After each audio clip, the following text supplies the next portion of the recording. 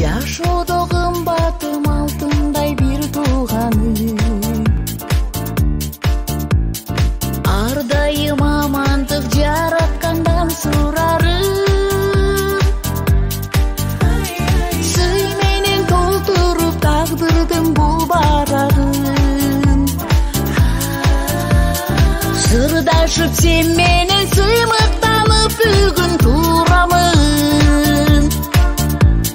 Бир тууганым деп сыйлаган сыймыгымсың сен менин, эжесиң бир болуп өчпөсүн бир тууганда.